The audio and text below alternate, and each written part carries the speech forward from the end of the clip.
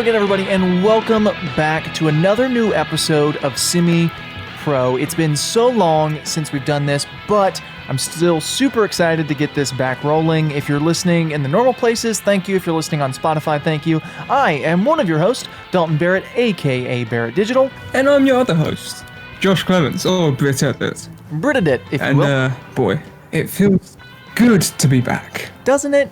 Aren't you just pumped? Yeah. No, it is good to be back though. We took a bit of a break. I'm going to call it technical issues on my side mostly, but for the time being, we're back. There's a lot of news that has dropped, specifically in the last week. They just kept on giving more and more and more. Well, that's why we kind of want to dedicate this episode to Spider-Man, right? And kind of predictions for the future of the MCU Spider-Man, but also I guess we might as well just kick it off, right? With the Spider-Man PS4 news, which, or I guess, are they just going with Insomniac Spider-Man now, I guess would be the proper term? Yeah, I suppose so. If you somehow haven't heard the news, they're remastering Spider-Man PS4 for the PS5, dropping it with the new Miles Morales game. And this last couple of days in fact, they showed off a bit of the PS5 gameplays, the visuals. And in doing so, they revealed that they've remodeled Peter Parker. So, in case you didn't realize it, before, Peter Parker was modeled after a guy called John, I'm going to butcher this name, John Bubniak? That sounds right. I'm pretty sure you're correct. You could be wrong, and people are going to tell us, but you could also be right, so we'll see. Well, in the PS4 version, it was modeled after this guy, whose name I'm not going to say ever again. And then they revealed that it's modeled after a guy called Ben Jordan, a British model, for the new version. And that's got quite a mixed response, let's say.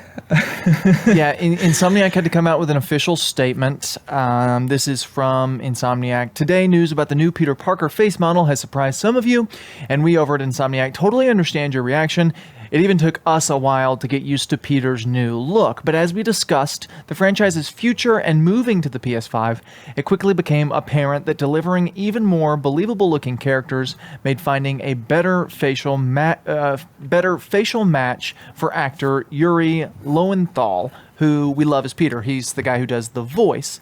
It said making that a necessity. We care a whole lot about the character and your attachment to him, so please know that we did not make this decision or change lightly.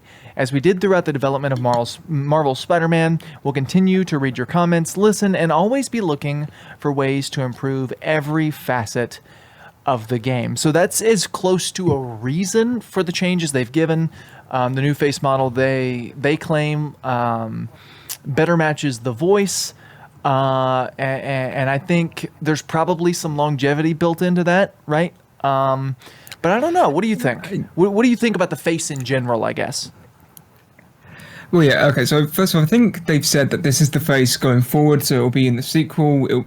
I wouldn't be surprised if they change the face in the Miles Morales game to this version too, but yeah, I like the face. So Peter Parker in that game is 23 years old, I believe, and John Bubniak he was getting into his 30s when they did the mocap. The new guy that they've got, he's a lot closer to the actual age, and I think that works just a bit better. I know a lot of people's complaints are he looks too young. This is meant to be an experienced Spider-Man, and I don't get that from this guy's face, which I can see where they're coming from, but at the same time, when the 20s are a weird stage in life, but once you enter how you look at 18, you don't change for the next 10 years unless you chose to grow out some facial hair or something, but you look exactly the same. So I think he looks good enough. We've only seen one scene with him and he did fine, emotion wise. I'm excited. I think he looks great. He has the same aspects of Bubniak where he kind of looks like all of them at once. He looks mostly like Holland, which is another complaint that people have, but I'm excited. He looks good. He looks like Peter Parker. Right. I see Holland a little bit, but not all that much, I guess. It's more the eyes. I think the rest of him just kind of looks like he just looks like a really generic guy. I do understand the age comments where people are like, well, he looks 16, all this kind, but he definitely passes for 23. I mean, I'm 21, and when I shave, I look 12 years old, right? And so he definitely passes for 23, probably more so than Bobniak did. That was one of my main complaints with Spider-Man PS4. I was just that he looked like he was like 35, 40 years old. I mean, he looked significantly older than the story played out. And I understand people have gotten used to that. And mad respect to Bobniak for that, role, because he did a great job and he looked a whole lot like Peter Parker. And it was a good thing. But I do like this Peter a little more, I think. I don't know that it fits better. None of that kind of stuff. I think he looks a little more like Peter Parker. And we'll just have to see when the actual game comes out. But it's also not like there's all that much Peter Parker in the game. It's a whole lot more Spider-Man focused than it is Peter Parker focused. Yeah, I mean, people have gotten quite angry at this. Some have just said it's an unnecessary change, which may be true, but we don't know what the story is. But yeah, you see Peter Parker's face maybe 5 or 6 times throughout the entire game. And I can only think of 2 times where the face is actually matters because it's meant to be conveying emotion. And until we see those scenes rendered within the game engine, you can't really talk about them. So most of the time you're just staring at the back of someone's head. So I really don't think it affects that much of the story. Especially when ultimately, you've played the game before, you know how it's going to play out. Most of the benefits of the game, most of the compliments that it received was from the character writing, from the gameplay, the visuals, most of the stuff that doesn't involve the face of Peter Parker. Well, and I also think we also don't know how this new guy or this new model, I'll say, is going to carry emotion. I do see it as kind of a weird choice, but look at most game series. Between consoles, between generations of these games, there's almost always some kind of change to the model. I mean, this is a pretty substantial one, but this is one of the first ones that we've seen, in this sort of generation of where you can have a super accurate face model, and then moving on to the next generation, it's probably the first one that comes to mind, because you're talking about, the transition from PlayStation 2 to PlayStation 3, for instance. Those graphics were such a huge jump that you had these likenesses that were a whole lot more realistic. And so I can see it. I can see people's issues and I can understand people's frustrations with it.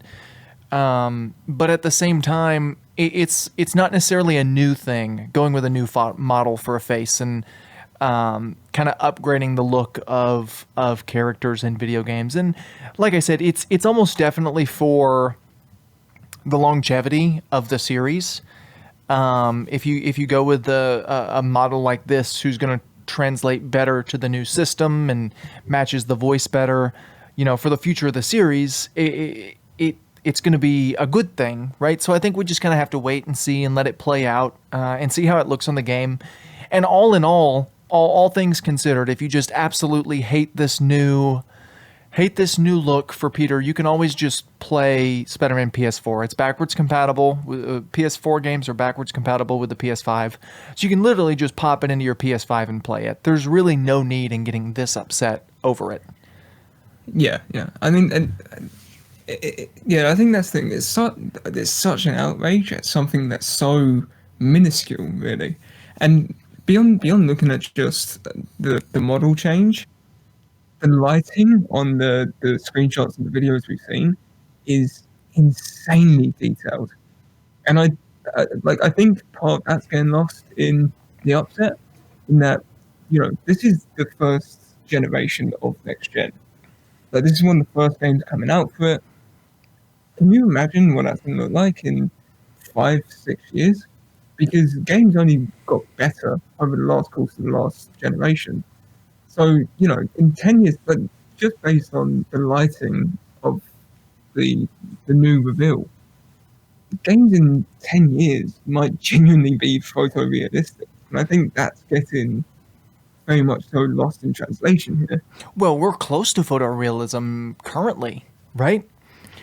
I think part of what people don't understand is to remaster this game on the new engine, they had to rebuild these models, right? They had to rebuild the character models. They can put them in the same simulations to make the animations look the same. But for this next gen system, for this console, they had to recreate these models.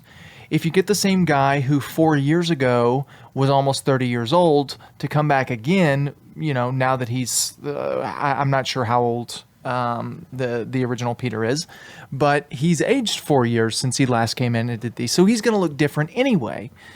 So I don't know. I mean, I think, if all of the games that come out are for this generation of consoles, if the next 3 Spider-Man games or whatever, if they release one a year or something, you've got a pretty consistent looking model that you can upgrade and update as you go along. But we're really close to photorealism already. You're talking about how in the future we may have photorealistic games. That the PS5 Spider-Man model or Peter Parker model is super close to photorealism already. It's really baffling that that's from just a video game. I mean, it looks like a CG model from a movie, right? But yeah. I mean, like super the old impressive. insult used to be whenever you'd watch a movie, they say, "Oh, the CGI in this looks like a video game cutscene." I don't think that's an insult anymore. I think that's a compliment at this point. Right. I mean, I don't know. It's really impressive what they've been able to do, and I don't think they're going to sway on this decision. Oh no. They put so much time and money into this that I don't think they have the option to at this point. Well, theoretically they could, because the movements are already built and set up for cutscenes and stuff like that. So all they would have to do is place the old model on it. But I just don't see them doing that. The new one looks so much better. It's built for this system. The hair looks phenomenal. Everything about it looks so good. So I think they're probably going to keep it, no matter how much people complain. Do you know who I'm excited to see? What is that? Electro. Yes, that brings us on to the next little topic of information having to do with Spider-Man, because this past week has been a Spider-Man filled week.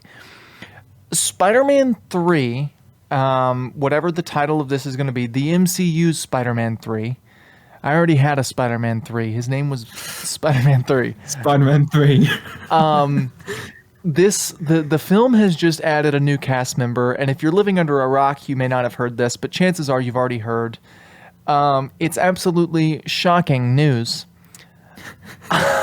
Jamie Foxx, who played Electro in The Amazing Spider-Man 2, one of the worst comic book movies of all time, played one of the worst comic book movie villains of all time, is returning. Jamie Foxx, super talented actor, I would like to note. I don't want to just get down on Jamie Foxx. The faults of Amazing Spider-Man 2 are not on most of the people involved in that movie.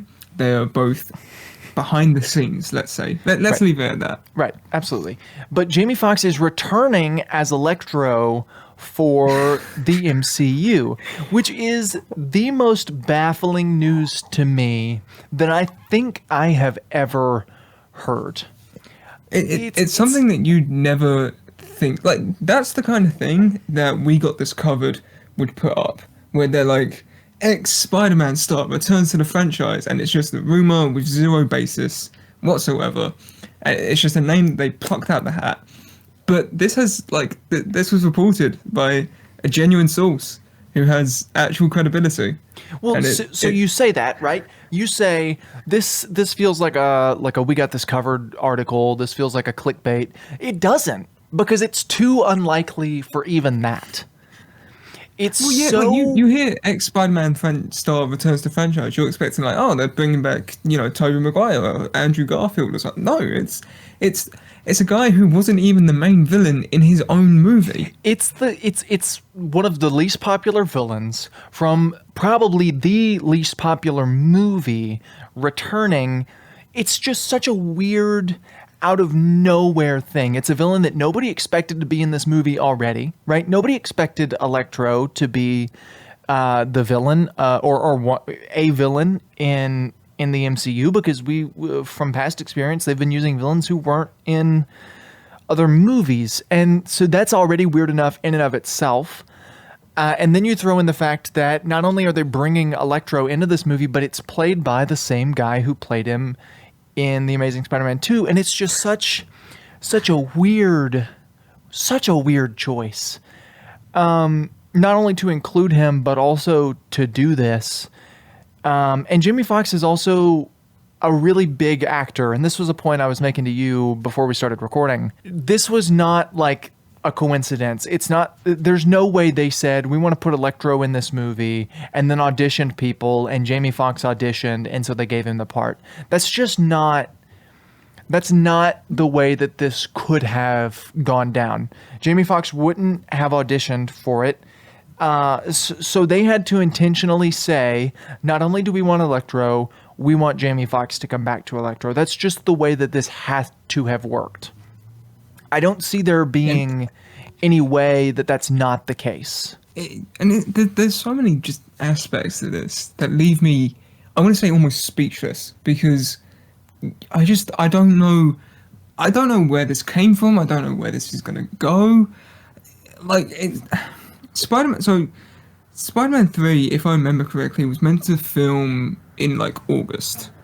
And then it got pushed back to September, then November, and then I think it's even pushed back to very early next year. I'm pretty sure you're correct. I don't think they start filming until next year. But I think they're filming like February next year. But also, this has been in production for a while. They definitely have a story by now. I would even wager that they probably have a title set out. But it's so that the rumor before this was Craven, which makes some kind of sense, in that it's a villain who hasn't been done before, who has a long history with Spider-Man. That's something that you go to see in the movies, and now they just dropped this bomb, and I don't know how you're meant to interpret it. It's so bizarre, so bizarre. Well, and it's also just.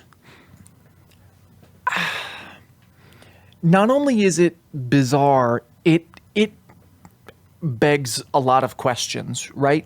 Because there is the chance that he's just returning in the same way that J.K. Simmons returned as J. Jonah Jameson. J.K. Cinnamon returned as J. Jonah Simeon. Right. Hold on. Wow. J.K. Cinnamon as J. Jonah Simeon. There is a chance that that's the case.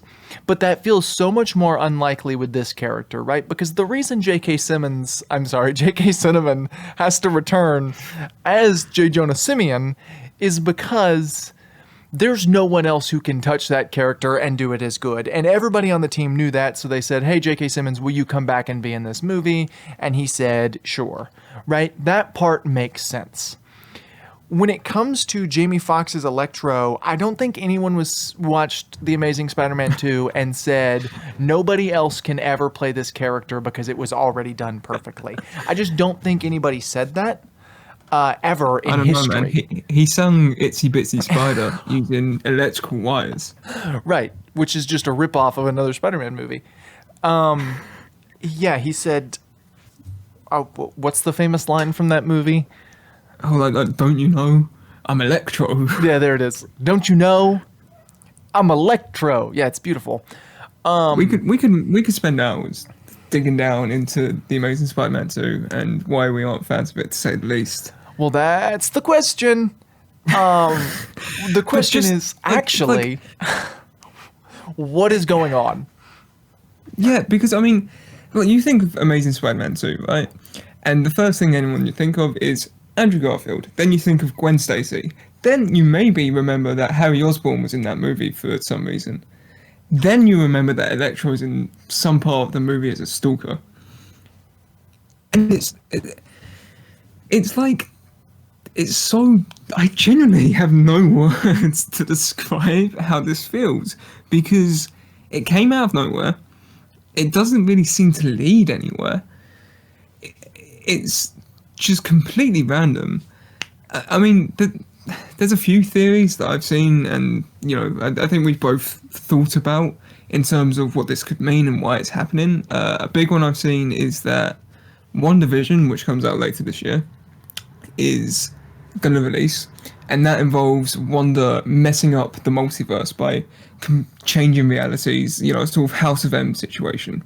And then Spider-Man picks up, and that's about the aftermath of WandaVision. And then again, Doctor Strange picks up, and that's about trying to fix the broken pieces, so to speak. Right. And both of those things come out prior to the Spider-Man film. Both of those movies come out before the third Spider-Man film does. And so you've got that going on. Another thing that you have going on is this Spider-Man cinematic universe that Sony is building with... The Spumsy. Right, the Spunk. With Morbius and Venom and all of these things. And so maybe this plays into that somehow. Maybe they're trying to because isn't there a Madam Web movie that's supposedly coming out? That would probably deal with I forgot about that. Well, that would probably supposedly deal with the multiverse, I would assume. Yeah, I mean, well, so I think the rumor, at least, was that I remember there was a rumor like years ago, I think, just before Far From Home released, that they were going to do like 9 Spider-Man films, and that was going to be like him building up, which I don't think is true. I doubt that they're going to get 9 movies out of this. I'd love it if they did. I'm a big fan of Tom Holland's Spider-Man, but it's the rumor was that they're setting up the Sinister Six, which has been kind of apparent since Homecoming released. And they had Vulture and Scorpion. Then they released Venom. Now they've got Morbius coming out, in which Vulture cameos, which means that's connected to the MCU. But they use Raimi's Spider-Man in it for some reason. There's a lot, just like another certain character from another cinematic universe who has far, far, far too many iterations. And we're planning that. We're planning that episode. Don't worry. All of you guys who are wondering, what do Dalton and Josh think about the fact that there are 11 current Batman projects coming out by DC? Don't worry. We've got it covered. But yeah, no, I see what you're saying. There's just so much saturation of Spider-Man content at the moment. The Spider-Man content we've gotten so far, I like the MCU stuff. Venom was okay. I actually really enjoyed Venom in a dumb, bad movie kind of way. But it's just such a weird choice to do this unless they're building towards some kind of Spider-Verse thing. Which I've seen some people are upset about the possibility of that, right? They want to see, which I completely disagree with, and we'll talk about this a little more momentarily, but there are people who are upset about the idea that we're going to have this big multiverse-centered Spider-Man movie instead of the more localized, small-town, New York hero Spider-Man movie, because we haven't gotten that yet, right? So you've got the first... you've got Homecoming, which is about Spider-Man and Tony Stark and the Avengers, and then you've got Far From Home, where he travels to Italy and all of these kind of things, and now you've got this movie that will be about the multiverse. So you haven't had that whole small-town Spider-Man in New York City kind of thing yet. Yeah, I think I'm more okay with the sort of larger scale stuff for Spider-Man, because in a way, and I can see the argument against this, we've had 5 movies where he's been, dealing with threats that mostly allocate to just New York, just his home. So in a universe where you have these characters who create global threats and threats to reality and such, I'm fine with seeing how that impacts, like, the small guy, so to speak. because he represents, like, he's not a billionaire, he's not a sorcerer, he's not any of these things. He's just a kid, and I like seeing that sort of down to earth impact that these events have on him. Same. I don't mind it mainly because, if this was the first Spider-Man movie we ever got, it would be a little different. Even then, I still don't think I would mind it, because you got to remember, in one of the last 2 times we saw Spider-Man, we literally got to see Spider-Man swinging through a battle against Thanos on Thor's hammer. Like, that's so amazing that we even get that. And that we get a characterization of Spider-Man that's really good. Tom Holland does a great job, and the writing is solid. And yes, they are bigger scale stories than we're used to. But we've also had 5 movies of the smaller scale local hero Spider-Man. So to me, it's not that big of a deal that we get these larger scale, not so friendly neighborhood Spider-Man movies. I'm okay with it. I don't have any issues with it. I know people do, and that's fine. I completely understand people taking issue with that. But we've got 5 of those. So let's do some bigger scale stuff. Let's see what it's like when you put him in a universe with Thor and Iron Man and Captain America and Black Panther and all of these huge, amazing, large scale heroes, and even like the Guardians of the Galaxy and Thanos. Like, how would a Spider-Man react to that in the real world? And I'm excited to see some more of that. And I am really excited to see Spider-Man tackle the multiverse. I mean, that's going to be awesome if that's even what we're seeing. But ultimately, it's what it comes down to is this is not the comic book world. This is not the world that Maguire had. This is not the world that Garfield had. This is its own thing. And I'm super excited to kind of see the future of that. As it goes, like you said, they're probably not going to make 9 of these, but let's say hypothetically they do. What does the 9th one look like, right? If they keep building on it and expanding, I mean, what happens when we get to Spider-Man 9? I don't know. I'm really interested to see kind of the future of this franchise. Especially if they do dive into the multiverse. I've wanted a Spider-Verse movie since they canceled Spider-Man 4. I wanted a Spider-Verse movie with just Andrew Garfield and Tobey Maguire. I can hear the tears coming out of this. I mean, it's a rough subject. It is, but I mean, let's say hypothetically they do get Tobey Maguire back, right? They already know that Sam Raimi will direct an MCU movie. What if they get Sam Raimi to direct a Spider-Verse movie? Are you telling me you would rather have Spider-Man just diddling around in New York City than a Sam Raimi directed Spider-Verse movie? Is that what you're telling me that you want? I don't know. It blows my mind that Sam Raimi's directing an MCU movie. I routinely forget it. I still don't quite believe that it's happening. And I am unbelievably excited for it at the same time. Well, he could still quit. I mean, that is definitely... I don't need some negativity in my life. He could get fired.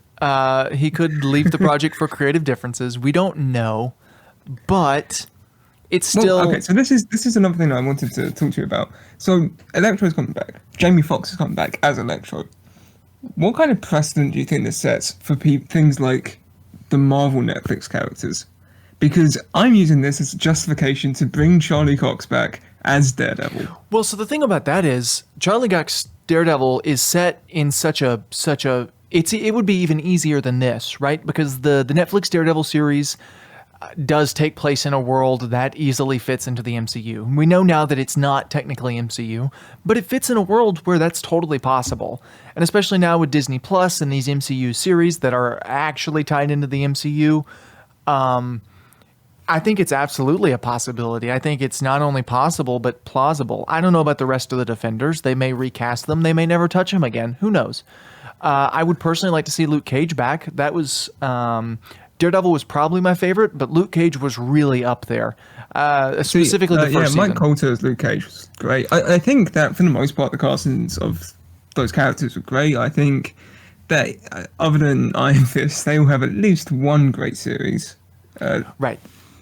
Well, and Punisher specifically, I would love to see John Bernthal come back as the Punisher, but if they recast him and still had Charlie Cox as Daredevil, it wouldn't be that huge of a deal. especially now with Jamie Foxx returning as Electro. If it is just a random thing where the same actor is playing the same character in a new universe, who cares? You know what I'm saying? We also haven't even discussed the fact that it could just be because we know Electro has that power in the TASM verse to just completely dismantle his body and turn into electronic particles. That could, yes. Remember, he goes through the electricity. He goes through the plugs. You assume far too much that I remember anything about TASM 2. He goes through the plugs in the Oscorp building. Oh, remember? yeah, he does. Now I remember. And then he reforms and looks just like Dr. Manhattan. Like they just straight stole the effect. But maybe that's the case. Maybe when he died or whatever, I don't remember how he died in that movie. He gets like overloaded. He goes to the power plant, and they make the analogy of if when you power up a battery too much, it blows up. So what they could absolutely do is just say that when he blew up, his particles got sent to another universe. Bam! Now you've got your example for multiverse travel, right? Like that's. Yeah. It's easy. If they want to explain it at all, they may just say he's there and he's the villain, right? Who knows? And quite frankly, who cares, right? One of the things I like so much about the MCU Spider-Man is they don't really give origin stories for their villains, right? Like Mysterio was just Mysterio. And Vulture, while he had a little bit of an origin story, he was also just Vulture. Like he was. Well, he was shown just like they gave him motivation more than anything else. Right, and exactly. Like, oh yeah, it's been a while. He's done it all. Right, exactly. So they could totally do that here too, and just never touch on it. But I don't know. I think it does probably bring more validity to bringing some of those Netflix actors back, or maybe just other past. I can't particularly think of any Marvel movies that haven't been remade at this point, except for the Fantastic Four. So this could also bring validity to that. You could bring back the 2004 Fantastic Four cast. I don't know that Chris Evans as the Human Torch would work, but I'm sure he would do it. But even still, like, you've only got one cast of the live-action Fantastic Four to go off of. Only one. There was never any else. Right. Never.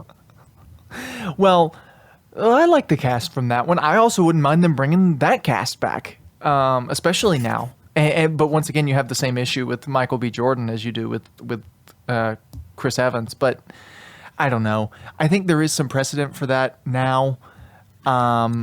I still can't think of any other thing that the MCU hasn't touched that existed before the MCU. You got Daredevil, but you got two versions of Daredevil that existed pre-MCU. But I don't see them bringing Ben Affleck back as Daredevil. You got Howard the Duck. You could bring back Howard the Duck. Yeah, I guess. Blade, yeah, but they've already cast a new Blade, so yeah, exactly. I mean, you could do the X-Men, but they haven't even cast the new X-Men yet, so let alone. Well, that would be, yeah, you could bring back the previous version of the X-Men, but I don't know why you would ever choose to do that unless you just wanted James McAvoy back as Professor X, which I would be on board with. If they took James McAvoy and they took Michael Fassbender and they recast everyone else, I would be perfectly fine with that. I wouldn't mind Nicholas Hoult returning as Beast under the It was pretty solid. under the precedent that he would, actually stay as Beast. Yeah, that instead of just, quitting out the makeup every 5 seconds from a cure, that kind of derails his entire character motivation. Right. Yeah. I don't know. We'll see. But it does open the door for that. It's an interesting precedent going forward in terms, like, depending on how they do this. Like you said, if it's just Electro MCU but Jamie Foxx happens to be playing him, or if it's the TASM version that's moved over, or if it's something else entirely, like it kind of changes how the MCU might work from that point onwards. Well, the mindset it shows a difference. The mindset is still, to an extent, and much less so than it was 3, 4, 5 years ago. But the mindset, to an extent, is still, if even with DC and Marvel, right? If you can't have Henry Cavill in the MCU because he's Superman. You can't have Ezra Miller in the MCU because he's already playing the Flash. And that is still the mindset that some people hold. But now, we've got a mindset where it's like, okay, this is somebody from a completely different Spider-Man universe playing the same character in a new movie. And it's like, yeah, it completely kind of restructures the mindset that you have about who can play these characters in these movies, which is also really neat, you know? Like, and I know they won't, just because I know he's done. But this would open the door for, hypothetically, Hugh Jackman playing Wolverine in the MCU, which is something that previously you would think they're going to recast just because this is a new universe and you don't want to confuse people by using the same actor. But this sets the precedent that that's okay, which is another thing that's neat about this cast. And there could be some other character or other actors who we see come back in some capacity, which would also just be neat. I don't know. We'll have to see. Well, that's the biggest thing. We don't know what's going to come of it. But I don't see there being any way that this happens that's not done intentionally. Casting Jamie Foxx as Electro wasn't just a thing that they did and said, oh, yeah, it'll be fun. This was done intentionally. They chose to say, we want Jamie Foxx as Electro for a purpose. I don't know what that purpose is because I don't work at Marvel, but they did that on purpose. That was an intentional choice. Yeah, I mean, it's. I mean, even people that we know are coming over, like Ryan Reynolds, Deadpool, who we've known for a while now. Like they've said, we're keeping Deadpool. Like it opens a doorway that could explain any kind of transitions that they want. I don't. Like we say, we don't know where they're gonna go with this. We don't know what their plan is. I mean, this has been reported. It could literally be a 30-second cameo. Absolutely. Well, and it could be, I'm pretty sure, I may have the report still pulled up. Let me read. It may still be, he's in final talks, right? So it's not even that he's going to be in the movie at this point. He's just in final talks to be playing Electro. So we've been talking about this as if it's 100% going to happen. Chances are it's going to happen, but there's still a chance that it doesn't, right? Because they are only in final talks. They're not completely decided final on it. talks can devolve. They can cancel. Jonah Hill was in final talks for Penguin for Batman. Right, and he wanted too much money, and they said no, and he said, fine, let me lose a bunch of weight. I won't. And then they got Colin Farrell. Which is arguably a significantly better choice. I don't know. They apparently talked to Seth Rogen, too. I don't know if you knew that. But oh, yeah, no, I remember that, too. Yeah, that leads me to believe that they were going to take Penguin in a much different direction than they chose to. Yeah, I assume they're just going to get a chubby actor and then work around that. And then they got Colin Farrell, and they're like, well, we can't ask him to gain 60 pounds in weight, so we'll just cover your makeup and make you look unrecognizable. Right. I don't know. It's interesting, and we'll see where it goes from here. But I'm going to be very curious to see where this goes. And it did kind of, in all honesty, it re-sparked some interest in this movie for me. Not that I was disinterested before, but it just kind of, it definitely did re-spark my intrigue for this. Because it's certainly not at the top of my anticipated MCU movies list. That would probably be Multiverse of Madness because of Sam Raimi's connection. But this did, this announcement really did kind of re-spark my interest in this film. So I don't know. We'll see. Yeah, I mean, Black Widow has been delayed to March, which makes this the first year since 2009 that hasn't had an MCU movie release. And I think that's genuinely affected a lot of people. Like, I know there's a big meme about how cinema is dead now, or whatever, or cinema's alive, depending on how you look at it. But yeah, I mean, future MCU projects, I kind of forget that they're a thing. I mean, we've had She-Hulk and Miss Marvel cast, and that reminded me that, oh yeah, we're getting a She-Hulk series and we're getting a Miss Marvel series. So something like this, which is, again, as we said many, many times, incredibly strange, it's a good promotional move because it means people talking about this movie, which isn't even releasing for another year. And there's they're getting hype build up around it already. And another thing that's intriguing about it too, and as much as the movie industry shutting down is probably bad for Disney's pockets, it is almost definitely good for the MCU's longevity. And I mean that by what a lot of people thought should happen after Endgame was Marvel should take a little break. And we all knew that wasn't going to happen, but I heard so many people say, yeah, they should take maybe a year, maybe 2 years, take a break from releasing Marvel movies just to give it time to breathe. And then when you start it back up, people are going to be excited and all that kind of stuff, and you're going to build longevity. And clearly they weren't going to do that. They released Spider-Man Homecoming like a month later, or Far From Home, I'm sorry. They released it like a month later, but now they have that, right? They've had a year to breathe with no MCU projects coming out, which is exciting. I mean, other than WandaVision, which is going to come out this year, but film-wise, they gave it some time to breathe. And Kevin that's awesome. Feige is a guy who knows how to plan. Absolutely, yeah. I mean, I'm not saying that, but he's also a guy who knows we're not going to go a year without releasing a movie. I don't think he planned the COVID shutdown unless the movie industry shutting down was a huge... Depending on what conspiracy theory threads you follow, there's a good chance. Is this a new conspiracy that Kevin Feige is responsible for COVID? There's conspiracies for everything. There's conspiracies on both sides. I was looking at a leak schedule earlier. Like I was just kind of, I think it was looking at DC leaks, just kind of seeing if anything new had popped up recently, and there was a massive discussion between people about the similarities between BVS and Civil War, about how Endgame stole Zack Snyder's 5-film arc. There's people who still believe this kind of stuff, and this is something that happened fairly recently. Kevin Feige visited the set of Suicide Squad back when it was filming. Like James Gunn invited him on and was like, "Hey, come check out this movie I'm working on." And they just let him do it. And he extended the same offer to any DC directors or producers when he goes to work on Guardians of the Galaxy 3. There's a whole conspiracy theory war between fandoms that, like, DC and Warner Brothers and Disney, they don't care about it because they're still earning billions of dollars from them. I just love the idea that Kevin Feige created the coronavirus, and I'm going to stick with that. We need to tell Justin. He'd probably buy it. But I love the idea that Kevin Feige created the coronavirus just to give the MCU a year break to build the longevity of it. I think that is, out of all the...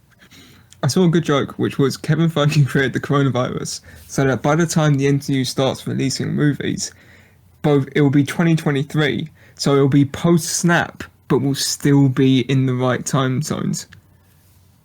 That's great. I like that. That's a good one. That's another thing nobody's talked about either, but that's a whole nother discussion. Well, they did actually make a comment on it. They said that but even with COVID-19, the timeline won't be affected, which makes me think that none of the movies really care about the timeline at this point. Right. Until you get Kang or Galactus or another big bad coming in, I don't think they'll even mention it. Right. Yeah, I don't know. I do think out of all the COVID theories I've heard, Kevin Feige creating the coronavirus is the best one. I guess that's about all we've got today. Yeah, just a lot of Spider-Man news. Just some Spider-Man news, and we've got another episode planned. Like I said, if you are listening on Spotify, iTunes, Google Play, Stitcher, wherever you're listening, we want to thank you. We are now uploading these to YouTube and hopefully Instagram if that goes better than it did the last time. But yeah, we're looking at rolling out some new stuff here soon. We're going to get back into the film show eventually as well, but we took a little break because there was no big news. We do have a Batman episode planned coming up, but we're super excited for that. And once again, thank you for listening. You can follow me on Instagram at Barrett Digital. And you can follow me at BritEdit. Alrighty, and we will see you on the hopefully sooner than later next episode of Semi Pro.